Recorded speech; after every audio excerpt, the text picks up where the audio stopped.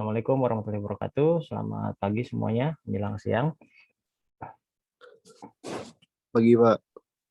Ya, pagi hari ini kita akan bahas materi kita ya tentang ekspor data.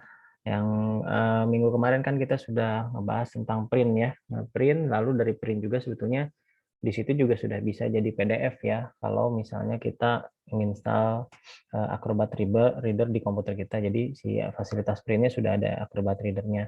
Tapi ada teknik lain juga untuk bisa mengekspor data langsung dari eh, ininya apa? Dari tabel HTML yang sudah ada menjadi sebuah file PDF atau menjadi sebuah file Excel ya. Oke, sekarang mungkin saya akan coba eh, ini saja langsung saya buka Excelnya dulu ya.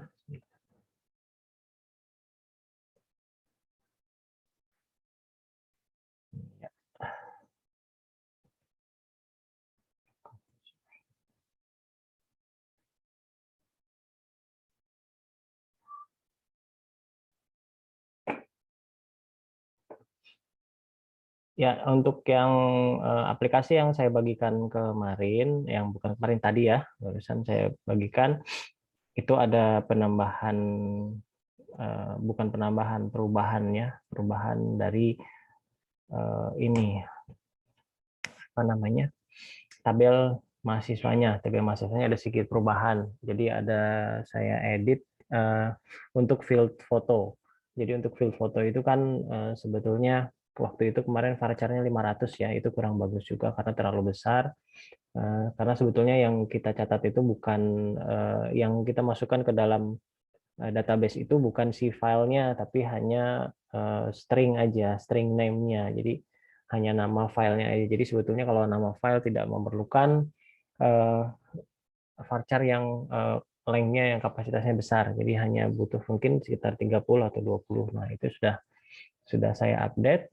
Lalu untuk latihan yang sekarang ini kan karena selain akan saya bahas tentang ekspor, saya bahas juga tentang searching ya, tentang searchingnya yang ada di tabel yang kita sekarang. Otomatis untuk searching itu saya harus tambahkan data dulu ya. Ini datanya udah saya tambahkan ada sekitar 17 data.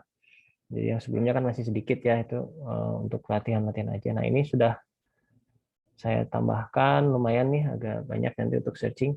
Lalu untuk yang tadi ya yang perubahannya di structure itu di yang field photo. Nah, field photo itu akan di apa namanya sudah dirubah sama saya menjadi varchar-nya cuma 30 aja karena untuk nama file saya rasa cukup ya 30 walaupun kalau di Windows itu kan memang maksimalnya sekitar 200 karakter.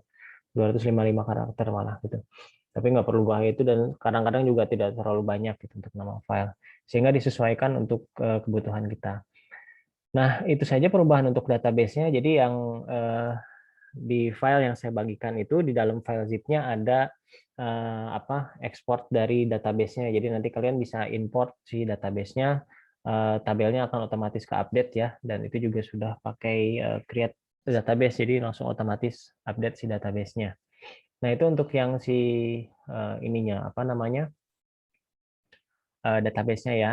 Kemudian saya akan bahas tentang perubahan tampilan yang ada di aplikasi sekarang. Nah, waktu yang eh, kemarin itu kan memang belum ada tambahan ini ya, ada search, terus ada tombol-tombol ini ya. Nah, tombol-tombol ini belum belum ada. Nah, sekarang sudah ditambahkan.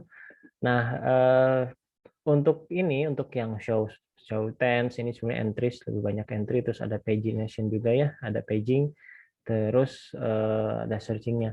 Nah, di sini saya menggunakan plugin dari admin LTE. Jadi saya aktifkan plugin dari admin LTE-nya supaya bisa memanfaatkan fasilitas yang sudah ada sebetulnya gitu ya.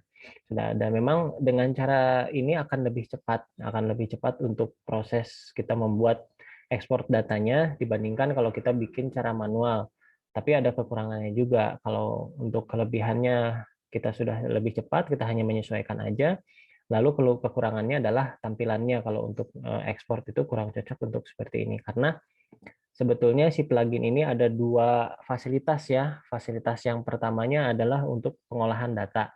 Nah, yang dimaksud dengan pengolahan data di sini adalah seperti searching untuk pencarian datanya, lalu untuk sortingnya ini bisa di-sort ya berdasarkan field yang sudah ada di sini. Misalnya ini kita sort berdasarkan nomor ini yang defaultnya seperti ini. Lalu misalnya kalau kita ingin sort berdasarkan nama mahasiswa, ini kita tinggal klik aja, klik si nama mahasiswanya nanti akan tersort ascending ya. Kalau pengen descending tinggal diklik lagi aja ke bawah, berarti akan di sort descending berdasarkan nama gitu. Tapi di sini sortingnya hanya satu field aja, tidak bisa kombinasi seperti di Excel. Kalau di sini kombinasinya hanya satu field saja, mau berdasarkan apa? Berdasarkan nama atau NIM atau tanggal lahir atau jurusan ya dan sebagainya. Nah, kalau untuk ini yang field-field ini detail, hapus sama edit itu sebetulnya field yang harus saya buat ya supaya si pluginnya bisa bekerja. Kenapa supaya bekerja? Karena yang waktu di tampilan sebelumnya, di pertemuan sebelumnya itu, ini field-field ini kan disatukan ya pakai call span, ya pakai call span 3, terus di sini namanya aksi. Nah ini kalau misalnya pakai call span, si perintah atau plugin si searching-nya dan plugin si sorting-nya ini tidak bekerja, jadi nggak akan jalan, jadi error ya gitu. Makanya supaya dia bisa berjalan, dia harus satu judul satu kolom gitu, tidak bisa satu judul beberapa kolom atau call span gitu, itu nggak bisa ya.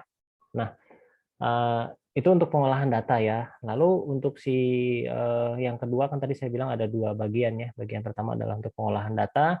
Nah, bagian yang keduanya itu adalah untuk laporan. Nah, si laporan ini sifatnya bisa di-print, lalu bisa diekspor ke PDF atau ke file Excel. Nah, juga di sini ada dua tambahan lagi, bisa juga ke file CSV, ini yang bisa dibuka oleh Excel juga. Sama di sini tombol copy. Copy ini maksudnya dia mengcopy semua data di tabel ini ke memori. Nah, ini nanti bisa di-paste di Word atau di apa namanya di Excel ya. Nah, jadi ini sebetulnya dari sini beberapa 5 tombol ini ya, 5 tombol ini berhubungan untuk laporan atau report gitu ya, laporan atau report. Jadi si button ini berhubungan dengan laporan atau report. Sementara untuk yang kolom visibility ini sebetulnya lebih ke pengolahan data kalau misalnya kita bekerja dengan kolom yang sangat banyak yang hanya ingin kita tampilkan beberapa saja, ini bisa kita aktifkan atau kita nonaktifkan ya. Nah, seperti itu. Misalnya seperti inilah. Ya kalau dimatiin semua ya nggak akan ada nanti ya kayak begitu. Nah, tapi ini bisa seperti ini ya. Nanti dia berdasarkan apa namanya? Urutannya tetap berdasarkan yang sudah ada begitu. Nah, di sini begitu ya. Jadi terjadi ada dua bagian. Kenapa dibikin dua bagian dan sebetulnya tidak bisa disatukan karena kalau untuk pengolahan data sih oke, misalnya kita cari di sini teknik gitu ya. Saya akan ketik teknik, dia searching di sini berfungsi untuk ke beberapa kolom sekaligus, jadi tidak satu kolom. Jadi kalau saya ketik teknik di sini yang keluar adalah semua kata-kata yang urusannya teknik gitu. Terus kalau saya tambahkan lagi informatika berarti yang eh, ada keyword seperti ini dia akan ngefilter seperti ini. Nah, jadi dari sini kita lihat keywordnya ada sekitar 7 dari 17 itu ada apa 5 ya, ada 5 keyword yang hubungannya teknik info gitu, belum lengkap tapi sudah bisa. Atau misalnya saya ingin searching tahun ya, misalnya tahun 1999, berarti ini yang ke searching semua yang tahun 99, kebetulan ini semuanya tahun 99 jadi sama. Atau mau searching yang NIM-nya 1951 gitu ya. Nah, 51, nah ini yang keambil yang 51 aja. Kalau yang 61 itu apa? Nah, nanti juga bisa terlihat seperti ini. Gitu. Nah, lalu itu untuk tampilannya ya. Nah, ini kan untuk pengolahan data gitu. Hubungannya untuk pengolahan data artinya kalau kita searching data, misalnya kita nyari yang namanya misalnya yang namanya Maya gitu ya. Nah, itu langsung ada di sini kelihatan. Lalu misalnya mau kita edit, itu bisa langsung ya ke kebuka semua bisa langsung seperti ini. Nanti tampilannya dikembalikan lagi aja kalau misalnya ada perubahan. Kalau enggak berarti kita kembali ke kondisi awal.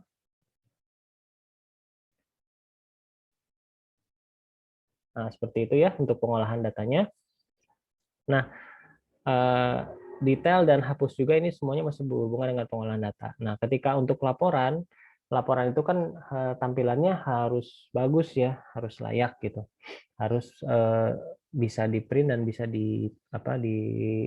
dicetak dengan baik gitu. Terus, nah kalau yang kemarin kita praktekkan, yang waktu kita bikin tombol print, ini pembuatannya secara manual, artinya kita bikin file HTML dulu, lalu si file HTML itulah yang menjadi landasan kita buat si laporan itu. Nah, sebetulnya teknik logiknya sama ya, kurang lebih sama, baik untuk yang Excel atau yang PDF ya. Nah, yang PDF dan Excel itu sama. Jadi kita bikin file ini dulu gitu ya, file HTML dulu, lalu nanti ada perintah untuk mengekspor data HTML tersebut. Cuma karena kita menggunakan plugin, jadi ini sudah langsung otomatis dibuatkan si file HTML tersebut. Jadi kalau misalnya kemarin kan ini ada print langsung ya kita buat ke cetak, tapi kalau ini dia langsung. Misalnya saya klik yang Excel ya, saya klik yang Excel, dia akan langsung nge-generate file Excel, tapi memang prosesnya seperti itu. Jadi dia bikin dokumen HTML sementara, lalu si dokumen HTML sementara itu di-generate ke file Excel. Nah, ini sudah ada, bisa kita lihat. Bisa kita lihat seperti itu. Kita buka aja. Nah, dengan plugin ini otomatis lebih cepat ya. Penggunaan pembuatan datanya, pembuatan aplikasinya bisa lebih cepat. Cuman kekurangannya kalau digabungkan dengan halaman editing data atau halaman untuk pengolahan data itu menjadi kurang bagus karena si kolom detail, hapus dan editnya itu tetap terlihat ya, tetap terlihat. Jadi sehingga kalau mau bagus ya tampilannya berarti si tabel yang nanti dimasukkan ke dalam plugin ini dia harus terpisah dari halaman editing. Jadi halaman pengolahan data itu harus terpisah. Caranya bagaimana ya? Kita bikin ini aja bikin halaman baru aja seperti kita bikin print ya.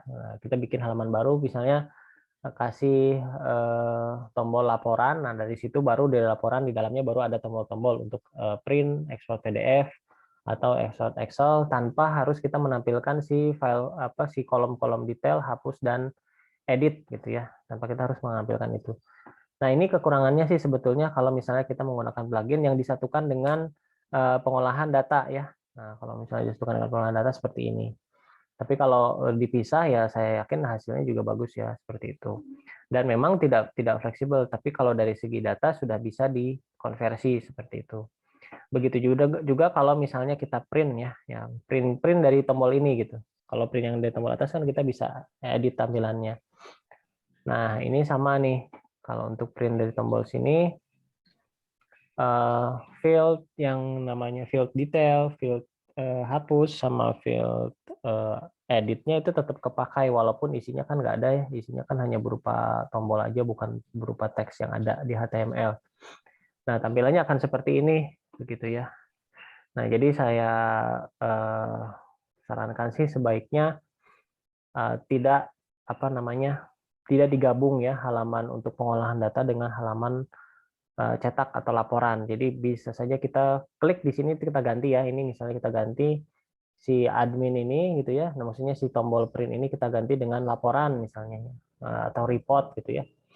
Nah, si laporan ini nanti akan mengacu ke sebuah halaman yang tampilannya kurang lebih seperti ini tapi tidak ada detail hapus sama editnya. Nah, seperti itu ya. Untuk yang PDF-nya juga bisa bekerja, CSV dan kopinya juga sama sudah bisa bekerja. Nanti silakan dicoba aja nih kalau saya klik yang PDF-nya, nah dia akan ngebuka langsung nge-generate file PDF.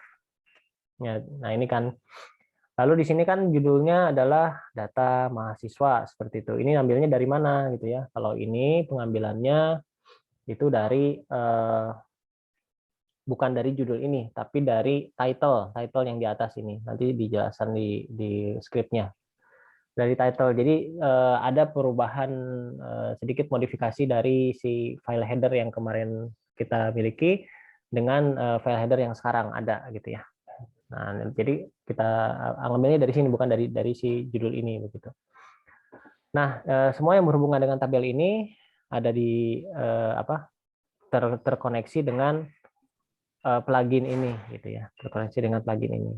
Nah, itu saja sih. Jadi ada kelebihan dan kekurangan. Kalau kelebihannya kita bisa cepat membuat aplikasinya, tinggal masukin plugin, terus masukin, tinggal panggil si CSS sama JavaScript-nya. Nah, tapi kelemahannya memang tampilannya tidak fleksibel ya, kurang fleksibel gitu. Jadi kita harus cari cara untuk tampilannya bisa lebih menarik gitu. Nah, cuman di situ aja perbedaannya. Kemudian kan mungkin kalau misalnya mau pakai logo kayak gimana ya, berarti kita pinter-pinternya kita mengatur ininya apa tabelnya gitu. Jadi tabelnya kan bisa aja kita buat karena tidak ada hubungannya dengan si pengolahan, hanya untuk print aja. Nah, kita bisa bikin tabel lagi di sini untuk ngeprint ya, pakai tabel baru lah begitu. Nantilah kita coba perbaiki untuk yang laporannya. Nah, itu untuk yang sekarang ya, untuk update yang sekarang. Sekarang kita lihat skripnya. Nah, skripnya itu apa saja perubahannya ya. Saya akan buka dulu yang admin. Nah, kalau yang di sini di admin sebetulnya dari semua controller ini tidak ada perubahan, baik yang controller, baik yang model sudah tidak ada perubahan karena kita memanfaatkan plugin yang ada ya. Gitu. Kalau memanfaatkan plugin yang ada berarti fokus kita bukan ke controllernya, tapi fokusnya kita ke file HTML yang ada pluginnya, yaitu si mahasiswa.php ya. Nah, sini kita fokusnya ke sini, ke view mahasiswa.php. Nah, di sini mahasiswa.php. Nah, di sini ada perubahan juga di file header-nya, yang file head-nya kan sebelumnya si file head PHP ini dia memiliki maksudnya dimasukin ini ya, title itu dimasukin dari mulai head, jadi awalnya kan segini nih, segini masuk ke file head.php. Nah, berhubung si judulnya itu harus ke print gitu, dan memang bagusnya satu halaman satu title gitu ya, tidak beberapa kali gitu. Nah, jadi si file head-nya itu hanya berisi sebuah beberapa perintah untuk memanggil link CSS yang akan digunakan di seluruh halaman. Ya, ini kan pasti digunakan di seluruh halaman, baik yang font awesome-nya atau yang admin LTI min.css-nya itu digunakan di seluruh halaman, otomatis akan saya pakai di head. Tapi kalau yang bersifat khusus seperti si title-nya, terus ya ini juga ya character sets-nya juga sama, ini ditaruh di file tersebut gitu. Jadi supaya lebih khusus gitu. Nah, ini satu. Lalu yang kemudian adalah data tables ya. Di sini ada plugin-plugin baru yang diambilkan sebelum yang berada dalam tag head ini, yang hanya berada di file ini. Jadi ini ada keterangannya ya. Ini yang berhubungan dengan data tables. Nah, di sini ada plugin barunya adalah si data tables BS4, terus data tables responsive sama data tables button. Itu yang CSS-nya. CSS-nya di loading di awal ya. Nah, seperti itu. Ini di loading di awal, ada 3 penambahan ini, data tables, BS4, terus responsive, sama button. Lalu di sini cara pengetikan base URL juga saya contohkan ya, bisa seperti ini, bisa echo base URL, karena ini kalau base URL itu sama dengan si localhost CI sesuai dengan config yang kita bikin. Nah, lalu disambung seperti ini bisa, atau si tulisan aset dan pluginnya berada di dalam kurung, tapi prosesnya seperti ini. Ini sengaja saya bikin seperti ini. Saya contohkan ya, bisa seperti ini, bisa seperti ini, tergantung ya ya selera kita mau kayak gimana gitu ya. Bolehnya seperti apa. Nah, ini untuk ada 3 ya, ada 3 untuk CSS-nya di awal di load. Lalu untuk JavaScript-nya, JavaScript yang di load dari plugin tersebut juga ada beberapa tambahan lagi di bawah di footer ya, setelah footer. Saya taruhnya di setelah footer karena kalau di footernya itu juga sama, di footernya ini adalah beberapa JavaScript yang digunakan di seluruh halaman. Jadi kayak jQuery, admin LTI, ini digunakan di seluruh halaman, terus ini yang sidebar yang kanan ya, yang right sidebar. Ini juga digunakan di seluruh halaman, lalu yang tulisan sisa informasi akademik dan versinya juga itu dibikin semua halaman. Jadi footer dan header ini bersifat yang pasti di-load di seluruh halaman. Sementara yang kalau yang spesifik seperti data tables kan tidak digunakan di seluruh halaman, hanya digunakan di sini aja. Nah, berarti ya untuk sementara kita gunakan di sini aja ya. Tapi kalau misalnya nanti mau digunakan di dosen atau misalnya di untuk yang ke print nanti gitu ya, itu bisa di-load lagi gitu. Nah, di sini penambahannya kan tadi ada data tables base 4, responsive sama button itu sudah sama yang seperti yang di atas. Ada lagi untuk JavaScript-nya untuk si data tables itu sendiri ya. Yang dipanggil adalah jQuery data tables.min.js. Lalu ada JSZip ini yang buat Excel-nya ya. Buat Excel-nya, CSV-nya untuk kopinya di sini plugin-nya. Terus yang ada PDF Make. Nah, ini si PDF Make juga sama nih berfungsi untuk plugin PDF-nya. Nah, ada dua nih yang di load-nya, VS Font untuk font-nya sama PDF-nya ya.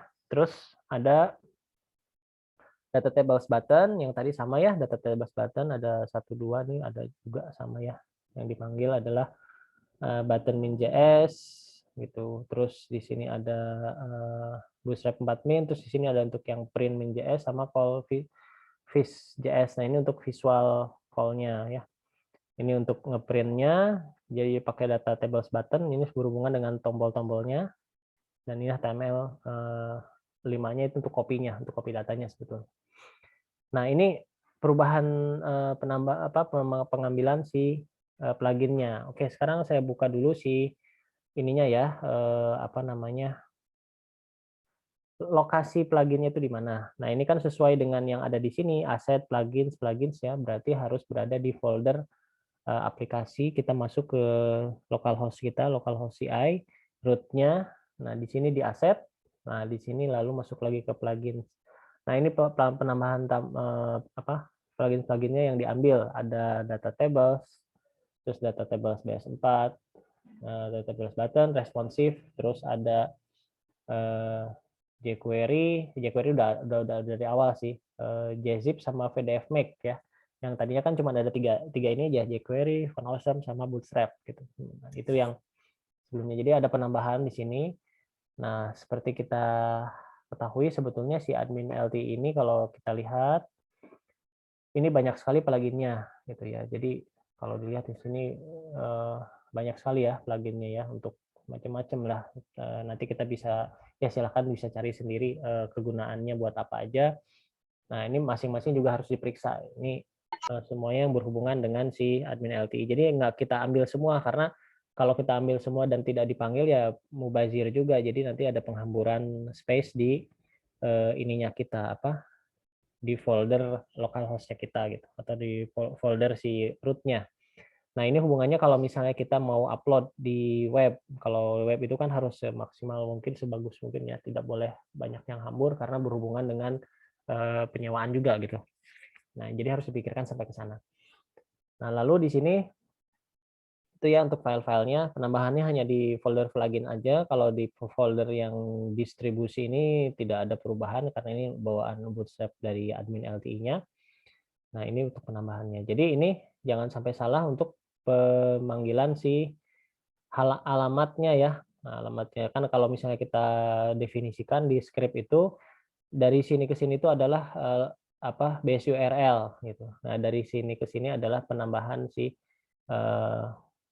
alamat path-nya ya. Kalau dilihat kan seperti itu ya.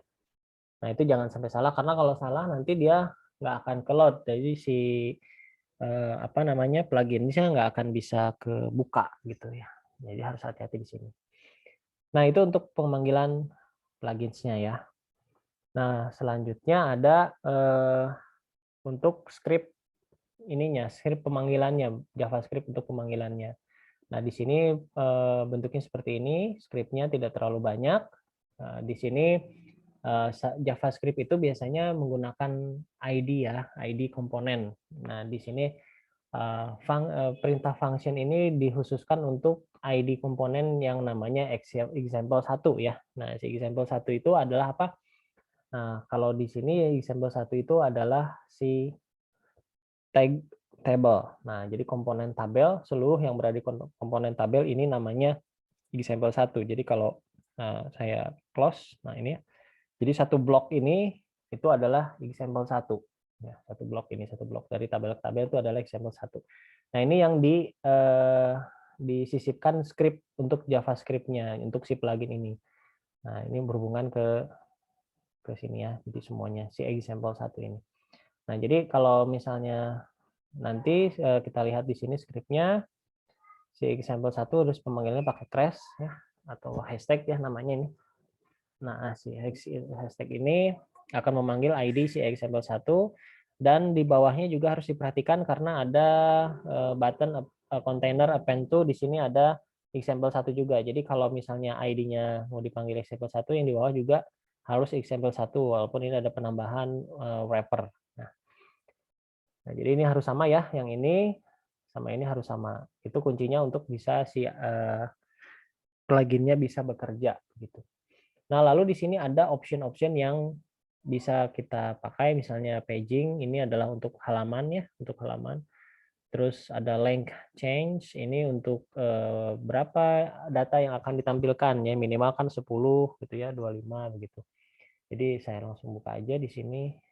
Nah, ini yang tadi untuk paging itu ini ya, untuk ini. Jadi kalau si pagingnya kan tadi true, berarti ini aktif si fasilitasnya.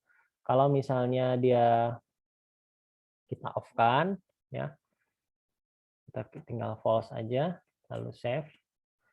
Nah, ketika di refresh itu pasti hilang ya, si pagingnya hilang dan dia akan menampilkan seluruh data begitu. Dia akan menampilkan seluruh data, tidak sebagian-sebagian gitu, dia hanya seluruh data yang ditampilkan.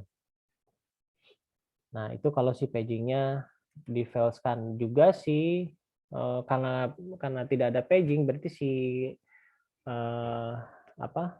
pembatasan row itu juga hilang, atau yang ini nih, length change-nya juga hilang gitu. Tapi kalau misalnya ini true dan length change-nya true, ya berarti si ada halaman tapi tidak ada, maksudnya si ini juga aktif ya, si length change-nya. Bisa aja kita nonaktifkan si length change-nya, kita aktifkan, tidak kita aktifkan, misalnya di false.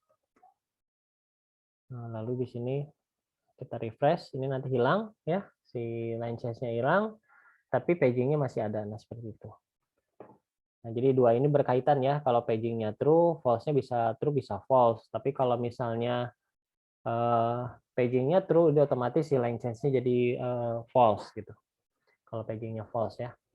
Kemudian ini fasilitas searching. Nah, sebetulnya fasilitas searching kita hanya tinggal tambahin aja true. Kalau misalnya kita false kan, ya berarti nanti tidak akan aktif ya.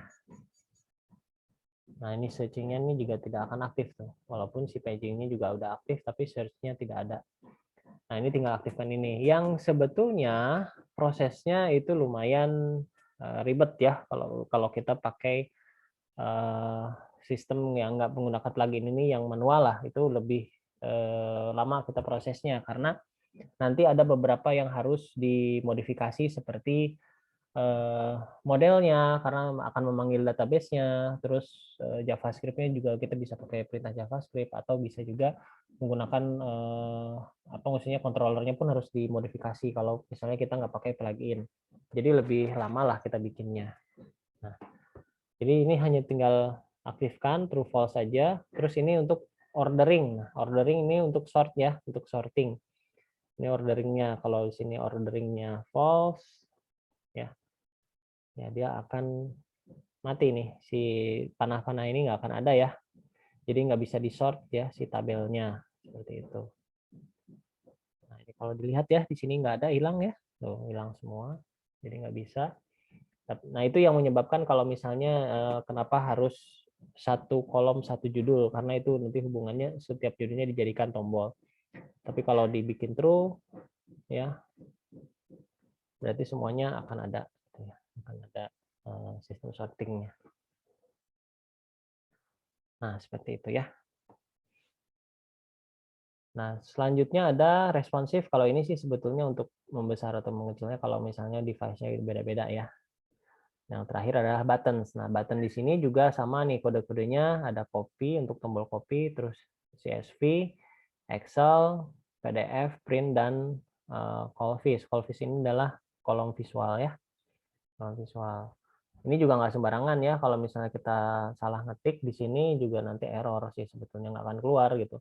Misalnya saya tulis di sini, saya salah ketik begini, CS aja gitu. Jadi harus benar-benar diperhatikan dari sisi pengetikannya.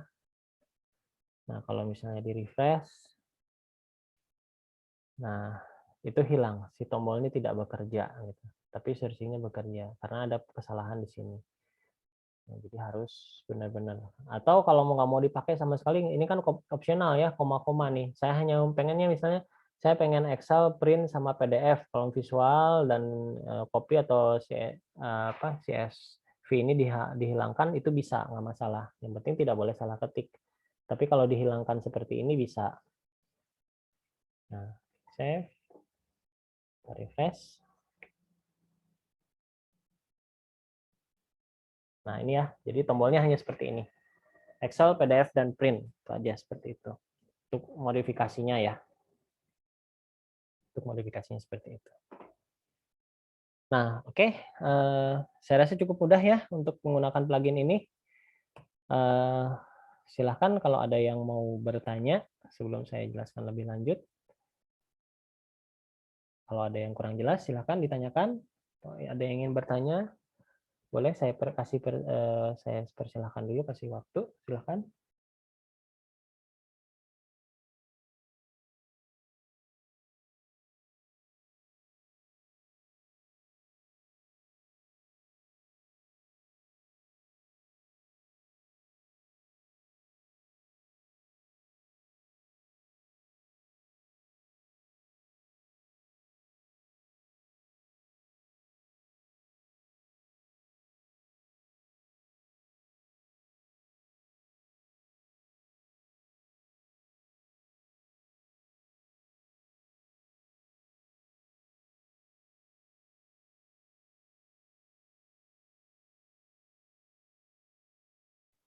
Oke, bagaimana? Tidak ada yang bertanya?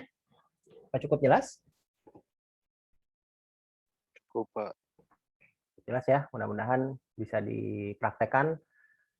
Ini untuk dasarnya, jadi sebetulnya mudah ya kalau misalnya kita pakai admin LTI itu, jadi lebih praktis lah kita untuk membuat aplikasi.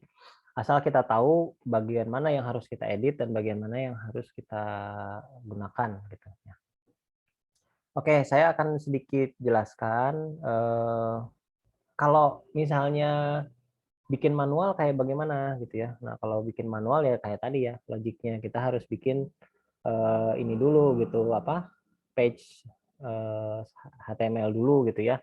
Tapi saya nggak bisa saya contohkan di sini karena memang panjang ya prosesnya, skripnya panjang. Saya sudah pernah membuat sebuah aplikasi yang manual, saya bikin untuk PDF dan Excel-nya. Nah, ini ada nama filenya, ada form login di sini. Nah, ini ada data mahasiswa ya. Nah, ini kalau saya load di sini localhost.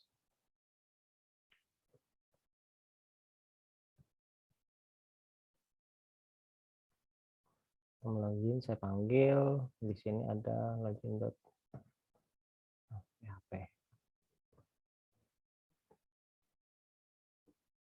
Nah, ini saya sudah menggunakan ekspor Excel dan ekspor PDF-nya sama, tapi di sini sistemnya kalau saya klik di sini PDF, dia akan menghasilkan PDF juga ya.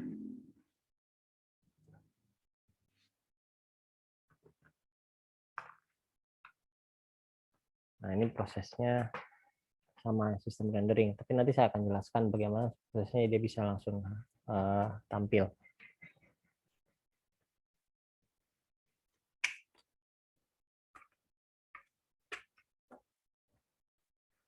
Oke, kita buka ya.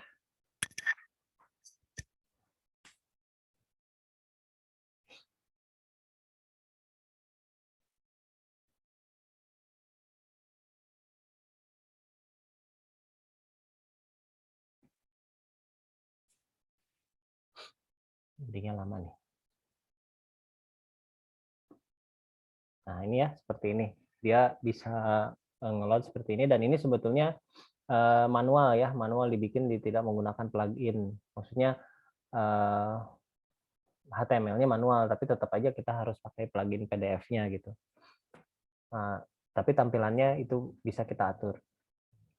Nah, bagaimana prosesnya? Untuk yang export Excel ini sebetulnya ini bekerja, tapi karena si Excel saya itu sudah lebih baru dari versi yang sebelumnya, ini sepertinya konflik ya, si Excel-nya konflik.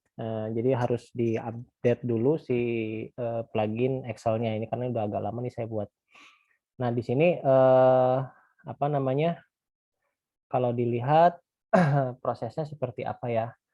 Nah, di sini ada data MHS PHP, di sini skripnya. Ini semuanya belum pakai CI, tapi hanya menggunakan Bootstrap dan PHP native aja gitu. Tapi kalau logiknya, kalau kita sudah bisa membuat di PHP native, otomatis kita konversi ke CI itu lebih mudah. Hanya logika dari apa namanya controller dan modelnya yang perlu kita pikirkan, itu aja ya. Nah, di sini kalau di data mahasiswa.mhs.php ini ada tombol ya, penambahan tombol export to Excel dan export to PDF ya. Nah, di sini ada penambahan seperti ini. Nah, di sini si penambahan ini dia memanggil sebuah file baru, itu file barunya adalah PHP Excel dan PHP PDF. Nah, seperti yang saya jelaskan sebelumnya, kalau untuk pemanggilan pembuatan si Excel itu kita harus bikin file HTML-nya dulu gitu ya, atau kita harus menentukan si posisi sel-selnya gitu, sel-selnya seperti apa. Nah, kalau Excel kan pakai sel ya, sel, kolom, dan baris. Nah, itu yang harus kita tentukan. Sekarang kita buka yang PHP Excel-nya seperti apa prosesnya, nah gini ya. Nah, logiknya seperti ini.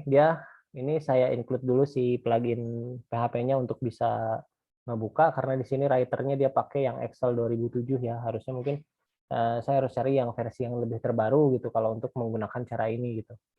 Nah, ini sih kelebihannya karena kita lebih fleksibel aja untuk menampilkan laporan gitu. Kalau untuk yang plugin yang di admin LT itu udah langsung jalan gitu ya, nggak harus bikinnya kayak gini, harus mikirin yang seperti inilah gitu. Nah, di sini seperti kita lihat di sini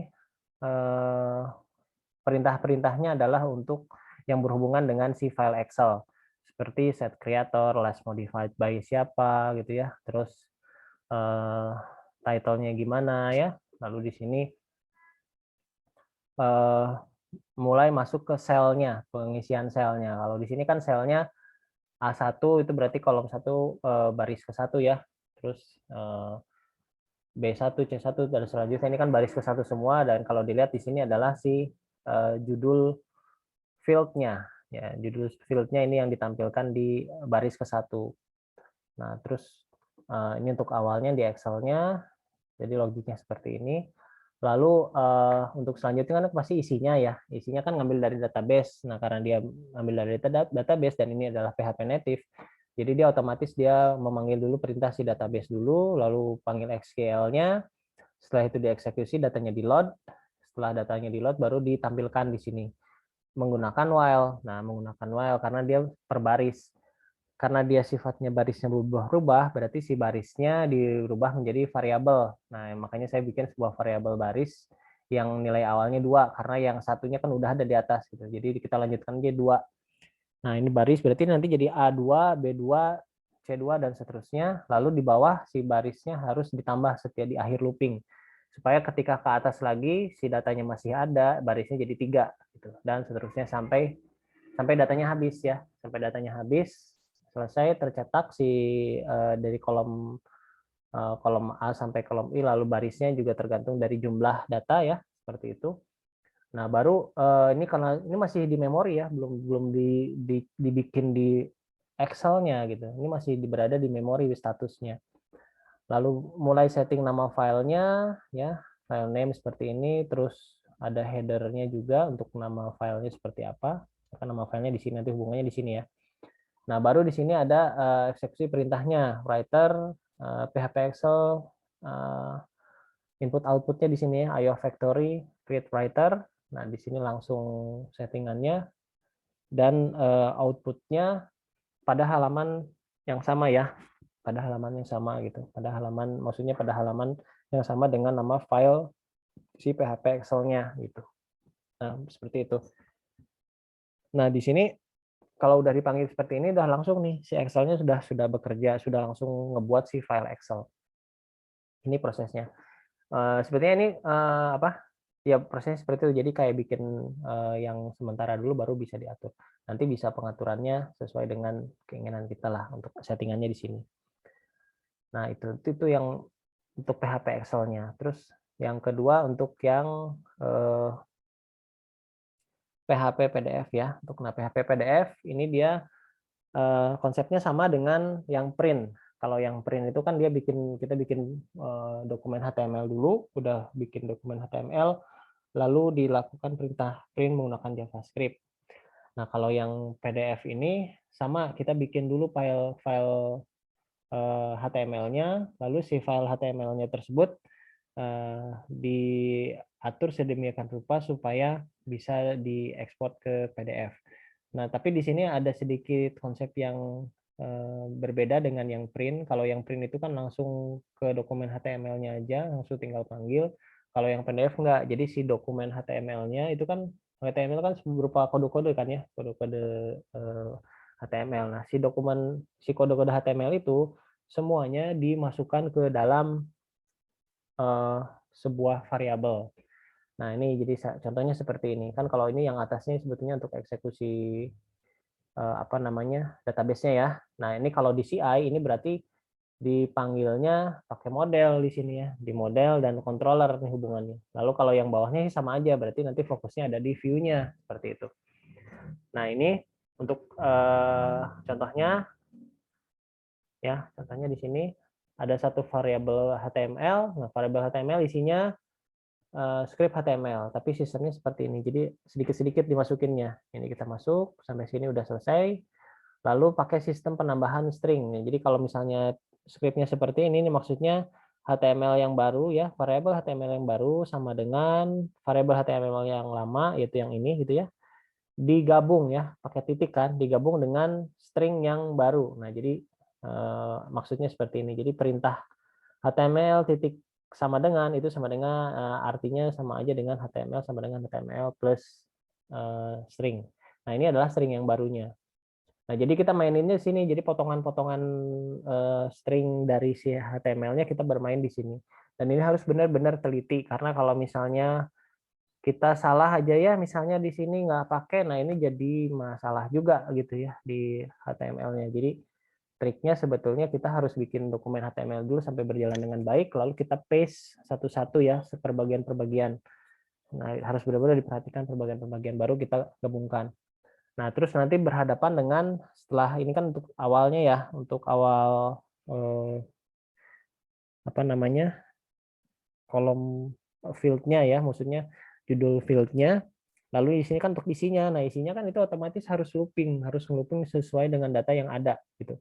Nah, berarti di sini harus keluar dulu dari si, variabel HTML-nya, kita proses dulu pakai menggunakan PHP untuk, while.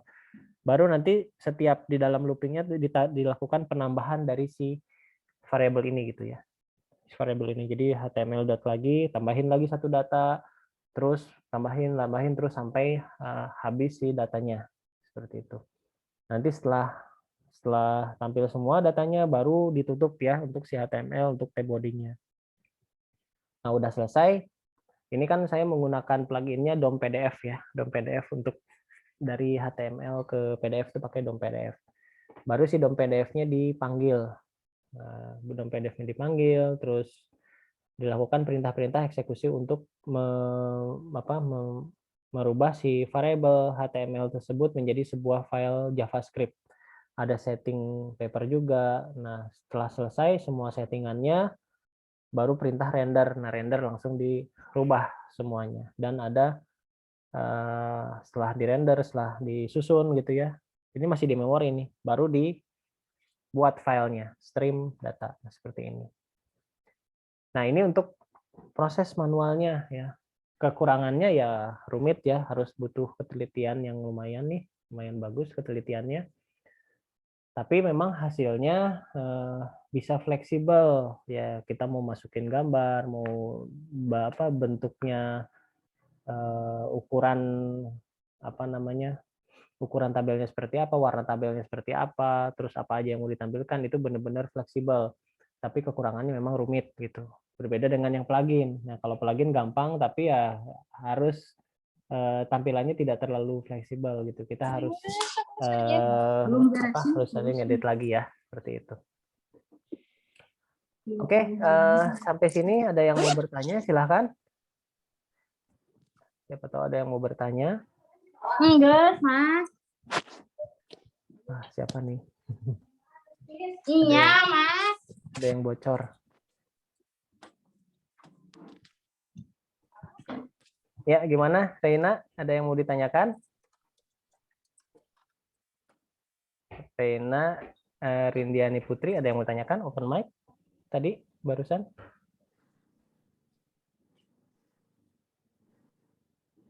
Bagaimana? Pak, izin tanya, Pak. Iya, silakan. Dengan siapa ini? Rahman, Pak. Oh, Rahman. Oke. Gimana, Rahman? Pengulangannya harus pakai while apa gimana, Pak? Bisa pakai for each nggak, Pak? Ya, kalau di CI pakai for each. Kalau ini kan kalau ini kan PHP native ya. Kalau PHP native kan dia pakai while seperti itu. Kalau di Kenapa, CI Pak? kalau di CI pakai for each. Gimana? Ya, kenapa harus pakai for each? Kenapa harus pakai while? Kalau while itu kan kita pakai yang perintah PHP-nya. PHP-nya dia pakai kan ini nih, row MySQL fetch array. Nah, ini ada perintah ini kan, si fetch array-nya yang harus diulang-ulang. Nah, sementara si perintah fetch array ini kalau tidak menggunakan while, ya dia nggak akan mengulang secara otomatis. Nah, berbeda dengan for each. Kalau for each itu sudah digabung, jadi si for each itu sama aja dengan MySQL fetch array ditambah while gitu. Nah, itu aja sih bedanya. Nah, makanya kalau di CI itu udah ada penggabungan perintah seperti itu. Jadi nggak harus pakai while juga gitu. Langsung aja pakai for each. Jadi lebih sederhana gitu ya. Oh, jadi sama aja, Pak. Sama aja, sebetulnya sama aja. Hanya beda platform aja kan, karena ini menggunakan PHP native ya otomatis harus pakai perintah-perintah PHP native. Tapi kalau yang CI ya sudah ada for each, ya itu lebih mudah begitu. Itu aja sih. Gitu. Ya, Pak. Makasih, Pak. Oke. Ya, ada lagi yang mau ditanyakan. Ini yang tadi saya jelaskan itu belum ke-share ya. Kalau ini ya. Nah, yang tadi nih, kalau yang MySQL-nya ada MySQL fetch array. Jadi kalau di for each itu udah digabung antara while sama MySQL. Itu aja. Oke, ada yang mau bertanya lagi? Silahkan. Nah, sebetulnya kalau kita sudah paham konsep tentang si model view controller itu, asalkan kita sudah bisa punya aplikasi PHP native itu sudah bisa kita konversi ya ke CI. Nah, memang menggunakan bahasa yang CI ya, yang lebih simpel sih kalau menurut saya ya, lebih banyak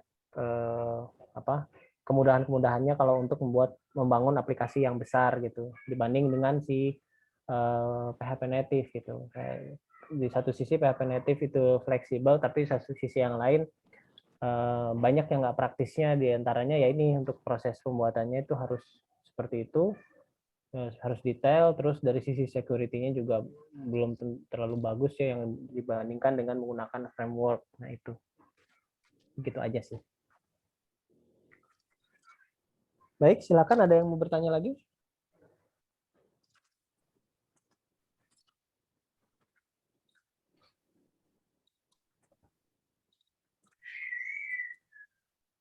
Ya. Oh ya, ada juga penambahan, ada sedikit perubahan juga ya di script ini. Kemarin itu saya nemuin bugs-nya, di script apa ya? Script untuk update ya, kalau nggak salah. Update. Nah, ini ada penambahan update-nya nih. Ada penambahan update-nya. Jadi kalau saya praktekkan aja ya. Kalau misalnya ini kita mau update nih ya. Misalnya kita yang aplikasi sebelumnya ya, yang di pertemuan 12 nih. Misalnya saya mau ganti si nama ini ya, nama ini saya mau ganti dengan seperti inilah misalnya, ini Buni gitu ya. Terus apa namanya, si fotonya itu tidak diganti ya. Nah kan otomatis kalau udah kita ganti edit, kita hanya edit ini, kita akan simpan ya. Tapi di sini kan filenya kosong gitu, nggak ada isinya. Kalau misalnya kita simpan, logiknya itu filenya tidak harus berubah gitu. Nah logiknya filenya nggak akan berubah. Nah ini si datanya berubah, tapi si filenya nggak boleh berubah. Jadi kalau saya klik lagi di sini filenya berubah. Nah ini kan benar ya, sini sudah dibenerin bugnya. Kalau yang kemarin begitu saya update si filenya berubah karena ininya nggak diisi ya.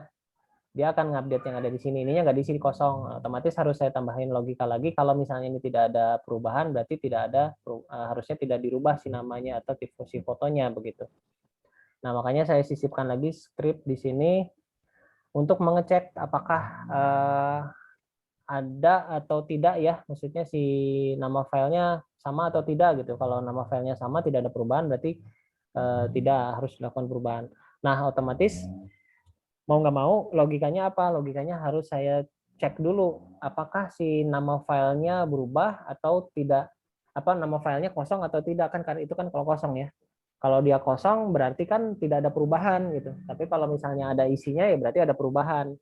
Nah, berarti di sini ada harus pengecekan dulu jika filenya kosong atau tidak.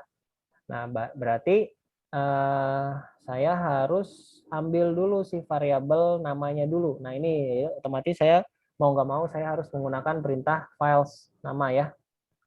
Ini files. Jadi perintah files ini yang yang sebelumnya saya hapus, yang tidak digunakan. Kalau yang di atas nih, yang di atas kan tidak digunakan karena tidak diperlukan. Nah, karena saya perlu nama filenya, berarti saya ambil dulu nih fungsinya seperti itu penambahannya. Ini siapa tahu ada yang bingung di sini. Nah, jadi saya panggil dulu namanya ya. Saya panggil dulu, saya simpan dulu di variabel foto yang baru. Nah, lalu dicek. Kalau misalnya dia kosong, si foto itu kosong gitu ya. Si foto itu kosong, tidak ada isinya ya, berarti tidak ada perubahan kan? Logikanya kan kayak gitu, tidak ada perubahan.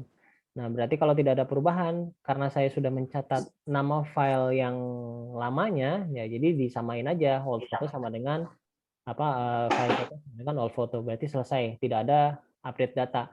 Kalaupun mau diupdate, ini kan karena di bawahnya sih langsung terkirim ya ke update.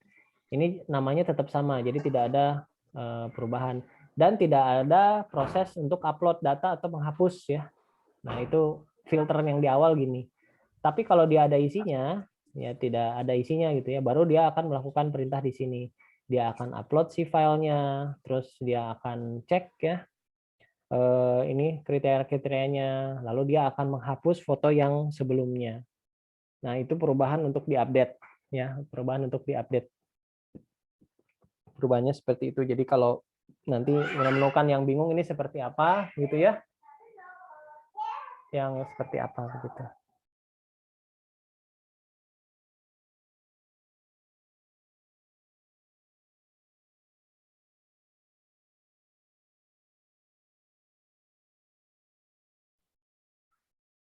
Oke, ada yang mau ditanyakan sampai sini?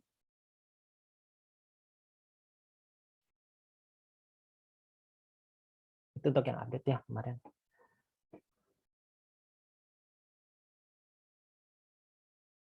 Nggak ada yang bertanya? Sudah cukup jelas materinya?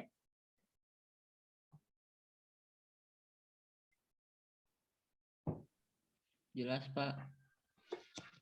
Baik, kalau Jelas, nggak, Pak. Oke, kalau nggak ada yang bertanya, mungkin saya akan bahas dulu sedikit tentang proyek yang akan kalian bikin ya nanti ya. Ini mungkin bagaimana nih proyeknya, udah mulai dibuat atau belum? Ada yang belum sama sekali?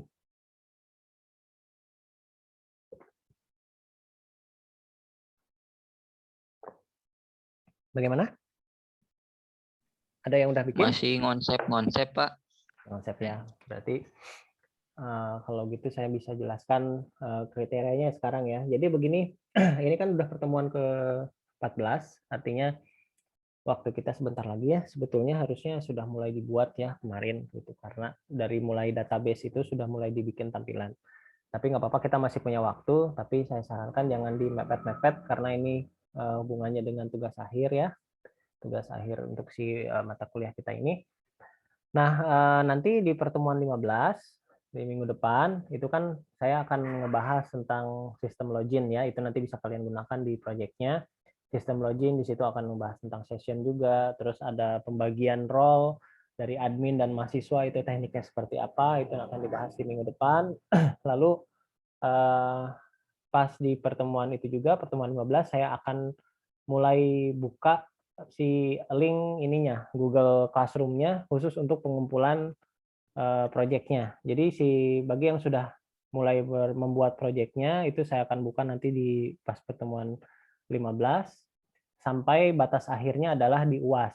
Jadi kan lumayan nih, agak lama ya untuk batas akhir pengumpulannya pas batas UAS. Jadi UAS itu kan kalau nggak salah, sekarang udah tanggal berapa ya? Tanggal 24. UAS itu rencananya, sebentar saya lihat tanggal, sekitar tanggal, karena ada 1 minggu ini untuk minggu tenang sih, sekitar tanggal 12 ya kalau nggak salah UAS. Jadi sekitar 3 mingguan tuh, lumayan ya, 3 mingguan untuk batas akhir pengumpulan. Jadi pas deadline-nya adalah di jadwal UAS masing-masing kelas ya, masing-masing kelas seperti itu. Nah, nanti di situ sudah akan saya buka Google Classroom-nya, di situ ada perintah soalnya, perintah-perintahnya seperti apa, ya diantaranya sebetulnya sudah saya jelaskan sebelumnya. Jadi yang dikumpulkannya adalah link dari video yang kalian upload. Yang diuploadnya di YouTube ya, diuploadnya di YouTube. Jadi yang dikirim ke saya adalah linknya, supaya saya bisa buka otomatis, jangan di setting private ya. Jangan di setting private ya, saya ulangi, jangan di setting private karena pengalaman UTS kemarin itu ada aja yang nge-setting private, saya nggak ngerti maksudnya apa, atau memang sengaja, ada juga yang kayak gitu karena belum selesai lalu dibikin setting private supaya saya nggak bisa keluar. Kalau itu kejadian lagi otomatis nilainya udah langsung drop, udah saya langsung otomatis blacklist karena ini sudah diulang berapa kali ya. Jadi di settingnya jangan private, tapi di settingnya unlist aja atau public. Kalau misalnya kalian nggak mau dilihat oleh orang lain si videonya, ya di settingnya unlist aja, jangan private gitu ya. Jadi supaya bisa saya buka gitu.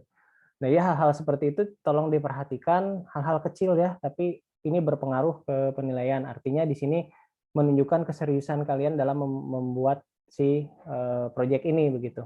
Itu hal kecil. Nah, lalu dari videonya apa saja yang harus dijelaskan atau yang diisinya seperti apa ya kontennya. Yang jelas si video itu ada 2 bagian yang harus dijelaskan karena di sini ada 2 orang juga kan ya, minimal kan ada 2 orang maksimal. Kalau ada yang satu kelompok 3 orang berarti kan cuma satu yang 3 orang. Nah, setiap orang harus kebagian menjelaskan. Ya tentunya ada ada wajahnya ya videonya gitu, ada wadah videonya di situ menjelaskan. Itu kalian tinggal atur lah, bisa pakai pembuatannya kan macam-macam ya, bisa saya contohkan seperti ini, menggunakan Zoom juga sudah bisa sebetulnya, asal ada webcamnya, cari tahulah caranya seperti apa gitu. Jadi jangan ada lagi alasan karena wah laptop saya rusak, wah handphone apa segala macam, itu udah alasan klasik ya, saya nggak mau denger lagi yang kayak gitu karena ini tugasnya bukan sebentar gitu, bukan hanya seminggu sehari 2 hari begitu. Kalau sehari 2 hari misalnya kejadian laptop rusak mungkin saya masih bisa maklum dan masih bisa saya terima gitu. Ini saya ngelihat dari yang UAS kemarin aja ya, UTS kemarin. Jadi kalau pas nanti itu harus benar-benar dipersiapkan gimana caranya supaya jadi gitu. Silahkan usahakan. Kalian bisa bekerja bersama-sama, bisa bekerja kelompok ya, walaupun isinya kontennya kan beda-beda gitu, karena saya lihat juga nih di beberapa ada di kelas yang lain juga yang ya dia menggunakan satu komputer bersama-sama, nggak masalah gitu, itu saya masih hargai, justru di situ ada effortnya untuk melakukan si tugas tersebut dibandingkan yang menyerah gitu aja, udah nih laptop saya rusak udah selesai gitu, itu nyerah gitu, nggak, istilahnya nggak ada effortnya gitu. Saya justru lebih menghargai yang oke lah nih ada teman yang jalan yang bagus komputernya, ikutan untuk ngerekam aja ya nggak masalah ya, karena kan proyeknya kan kalian yang bikin. Kalau hanya proses untuk perekamannya kan bisa bareng-bareng gitu, seperti itu. Nah, jadi cari cara, nah jangan apa namanya, jangan bikin alasan lagi seperti yang kemarin-kemarin ya. Ya maksudnya jangan sampai terulang lagi begitu. Kemudian apa saja yang dibahas? Yang dibahas ya tentunya si proyeknya. Contoh ya, misalnya ada yang membangun proyek tentang sistem informasi perpustakaan, otomatis bagian yang pertama yang dibahas adalah si proyeknya, misalnya tampilan proyeknya ini adalah login gitu ya. Loginnya ada 2 role, misalnya ada role admin dan ada role untuk pengguna gitu. Nah, si role untuk adminnya dia bisa apa aja gitu ya. Terus untuk role penggunanya dia bisa apa aja. Pengguna di sini bisa jadi anggota. Lalu masuk ya ke dashboardnya. Mulai-mulai dijelaskan dulu dashboard adminnya seperti apa. Nah, dashboard admin di sini kemampuannya bisa apa aja, misalnya bisa karena ini perpustakaan ya, misalnya dia bisa melihat data buku, dia bisa melihat data anggota seperti itu dan sebagainya. Lalu udah selesai jelasin dashboardnya, jelasin tuh fitur-fitur apa aja, misalnya searching buku, data hapus buku, edit buku gitu ya, terus ngeklik ngeprint laporan seperti itu.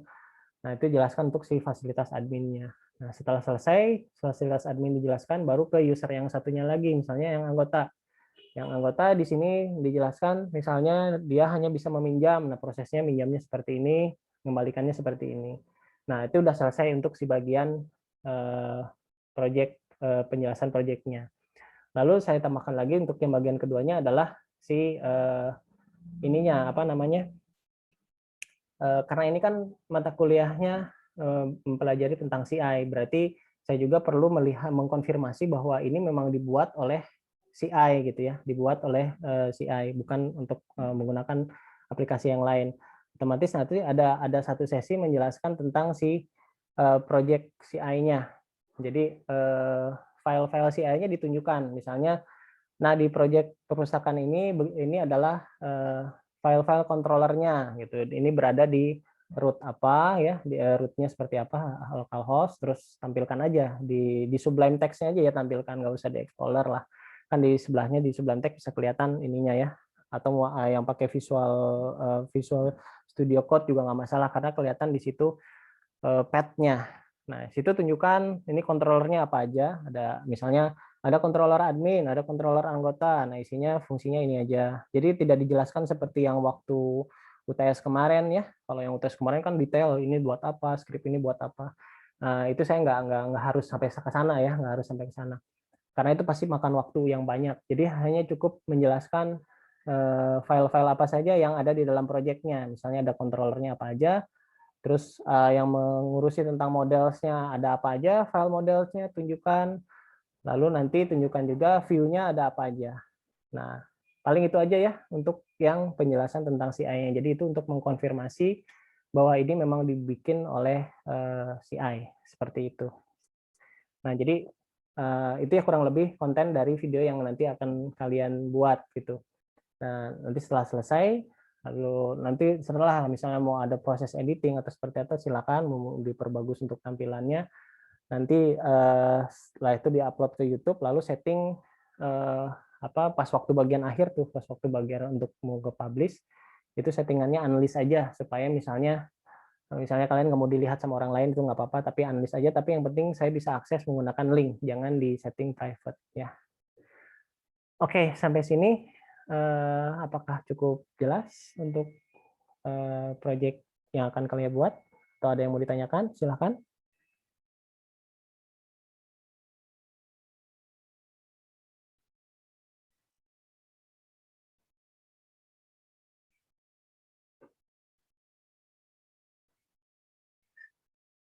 Baik, cukup jelas untuk proyeknya.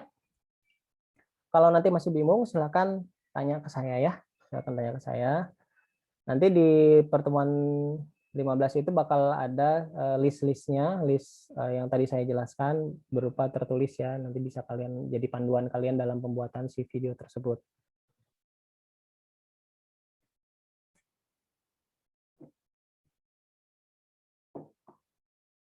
Oke, cukup jelas untuk ininya, proyeknya?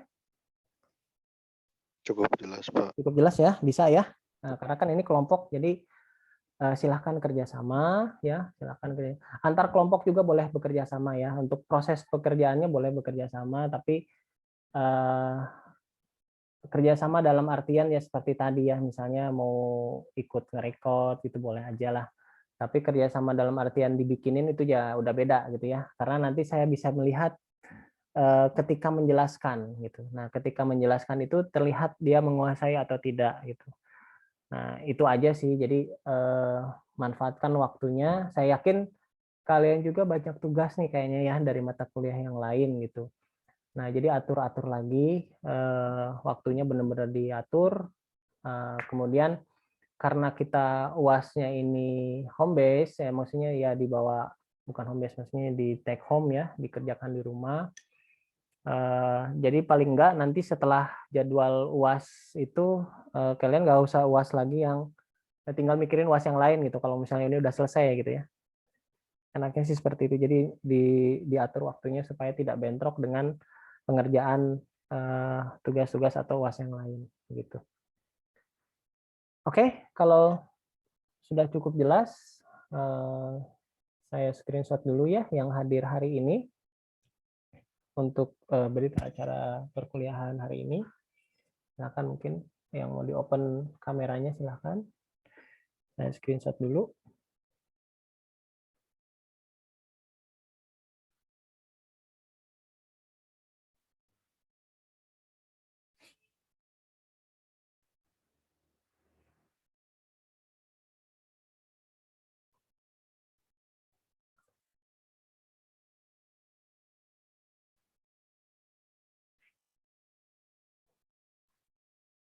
Oke, saya screenshot ya.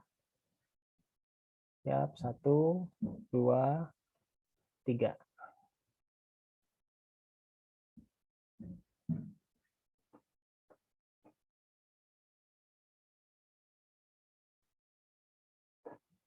Sip. Oke, satu lagi ya untuk yang page 2-nya.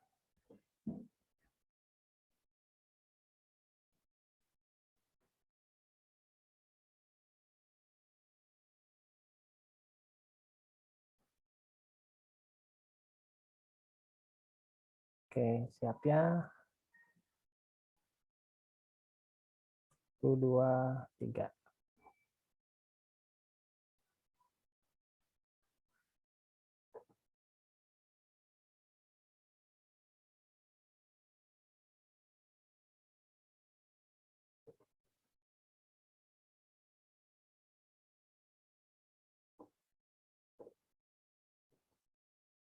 Oke, sudah saya save ya. Baik. Oke, ini tidak ada yang nanya nih. Udah jelas semua. Kalau nggak ada yang bertanya, ya saya tutup aja ya materi kuliah hari ini. Oke, terima kasih sudah mengikuti kuliah online di hari ini. Semoga materinya bisa bermanfaat, bisa digunakan untuk pembuatan proyek. Dan mohon maaf apabila ada kekurangan atau yang kurang berkenan. Sampai ketemu lagi minggu depan di materi yang tentang session dan login ya. Nah, dari saya cukup sekian. Wassalamualaikum warahmatullahi wabarakatuh. Selamat siang semuanya.